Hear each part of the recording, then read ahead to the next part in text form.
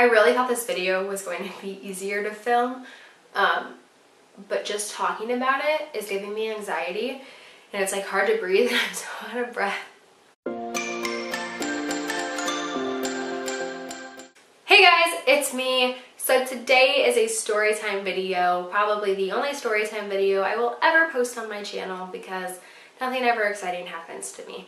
Today though, I'm going to share my paranormal experience with you guys in a house that I used to live in that was haunted. I'm going to put this out there now. If you don't believe my story, that's perfectly fine. Everybody has their own opinion on these sorts of things, but I know what I experienced and that's all that matters. I just thought I would share it with you guys.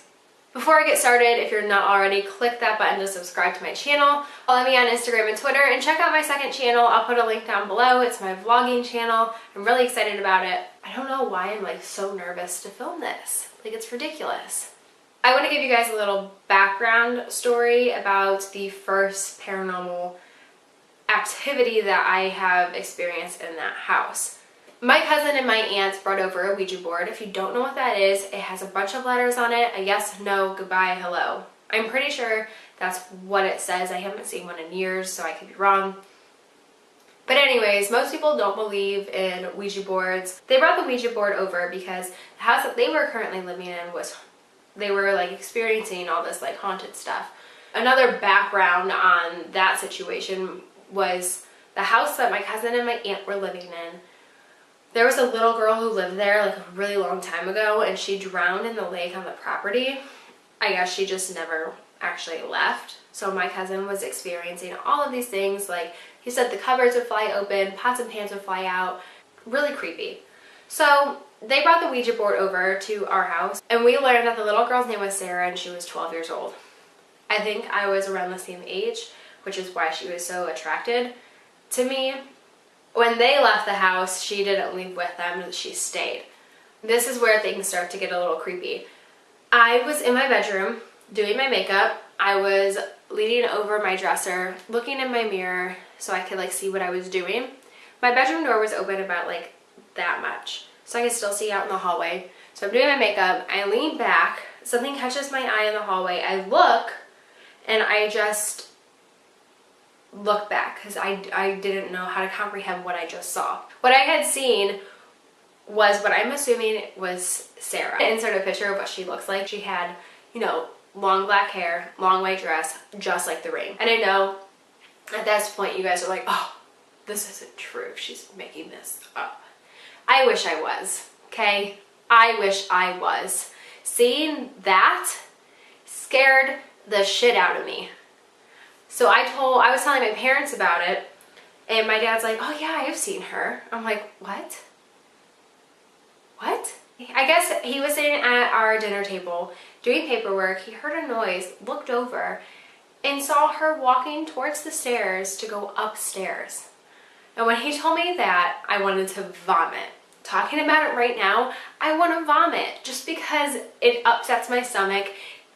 It was so scary. Remember one night I came home from Adam's house, and I was like at his house too. It was weird. We were in his house at the time. He went to open the garage door to like so I could leave, and the garage door like stopped halfway, and then the garage light went out, his kitchen light went out, the dining room light went out, and there's another spare bedroom off the kitchen that went out. Just those lights went out, and I'm like freaking out. I'm like, oh my gosh, is she here with me right now? Like, what's going on? So I remember I got home and I saw her in the kitchen in the corner just standing there, and I called my parents because I just had it. Like, freaking out at Adam's, then coming home to this. I called them and I'm like, oh my gosh, you guys need to come home right now. I just saw her, I'm freaking out, I'm so scared, blah, blah, blah. I sat on my couch and cried. It was terrifying. Terrifying. I'm pretty sure that's the last I saw her. Which brings us to the next part of the story, which was when we had moved out of the house, but nobody had bought it yet. My sister was still staying there. She had her bed in my parents' old bedroom, and mind you, I hated going in my parents' bedroom. I walked in, my chest tightened, it was hard for me to breathe. I didn't like going in there. So one night, we decided to have a sleepover, me, my 2 sisters, and my cousin Robbie. And we decided to watch Insidious. I don't know why we decided to watch that at night in an empty house. Ridiculous. It was a really scary movie. And then we went to bed, and I was sleeping in the same bed as my sister, but she was closer to the wall, and I was closer to the edge of the bed, and my cousin was on the ground. He was on an air mattress, and my other sister was in her old bedroom. I guess in the middle of the night, I woke up screaming at like the top of my lungs, "Robbie, stop scaring me. Please, Robbie, stop." And I'm just screaming all this, and while I'm doing this, Robbie's on the floor, and he's like trying to tell me, "Hannah, I'm not doing anything. Go back to bed." And I guess I just randomly stopped screaming and fell back asleep. But what I had saw that made me so scared was somebody standing on the side of the bed, like looking over me, and I thought it was my cousin trying to scare me because we had just watched a scary movie, but he said it wasn't him, and he said that he couldn't sleep for the rest of the night because he felt like somebody was staring at him from the closet. I remember it like it was yesterday. Like, I remember exactly everything I saw. The last incident that happened at this house it was still after we had moved. My sisters were staying there. My brother had come to visit, and my one sister was sleeping downstairs on a mattress, and my brother, he was sleeping in my sister's old room.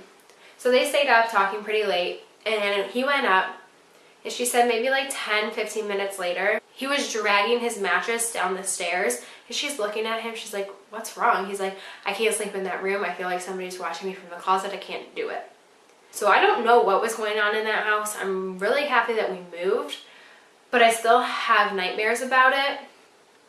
And in my nightmares, Sarah is a lot creepier and meaner, and it's scary. And I don't like the dreams, but I have them all the time, and I don't think I'm going to stop having them. But man, it was scary. Very scary. That's it for this video. If you liked it, give it a big thumbs up. Also, don't forget to subscribe to my channel, follow me on Instagram and Twitter, and I'll see you all in my next video. Bye!